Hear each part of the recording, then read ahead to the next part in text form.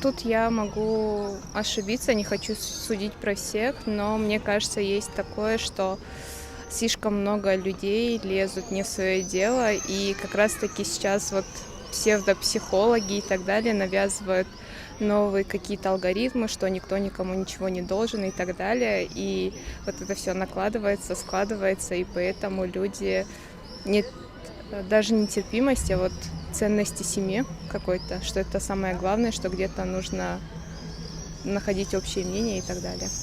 Ну, не сходятся дороги, поэтому как-то так.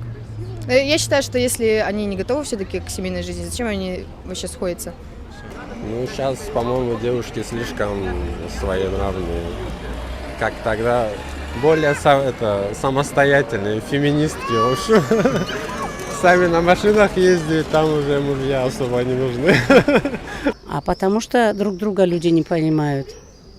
Надо больше, слишком много прав у женщин стало. Вот я должна так, я должна так. Немножечко надо мнению мужчин приходить в семье, чтобы женщина немножечко прислушивалась к мнению мужчины. Хорошо, спасибо. Вот это крепкие браки тогда, когда вот жены слушают мужей. Очень. Женщина не должна говорить, что вот у меня такие обязаны. Многие женщины сейчас считают, что родителями мужа нельзя смотреть, им нельзя подавать, она не обязана. Это что такое? Всю жизнь было это принято во всех нациях, что за родителями должны дохаживать, смотреть. Сноха это, дочь это. Ну, обычно у нас в горских семьях родители остаются с младшим сыном. И сноха обязана, я считаю. Я и сама была снохой. До последнего смотреть за родителями. У нас даже говорят, кто смотрит за родителями, тот сам становится и дается старость хорошая, и все, и за ней точно так же будут дети смотреть. Может, потому что они далеки от религии, скорее всего. И у некоторых такой, типа, феминизм почему-то.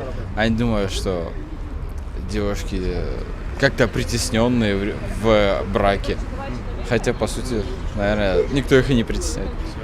Вот это, конечно, очень злободневная тема и очень тяжелый вопрос. Ну, я считаю, потому что люди стали нетерпимы.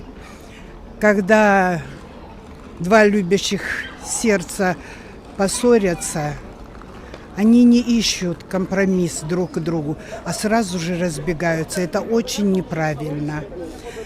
Ну и не выдерживают время. Надо ж притереться, а они это не могут, терпения не хватает. Я бы хотела, конечно, чтобы на Кавказе меньше разводов было.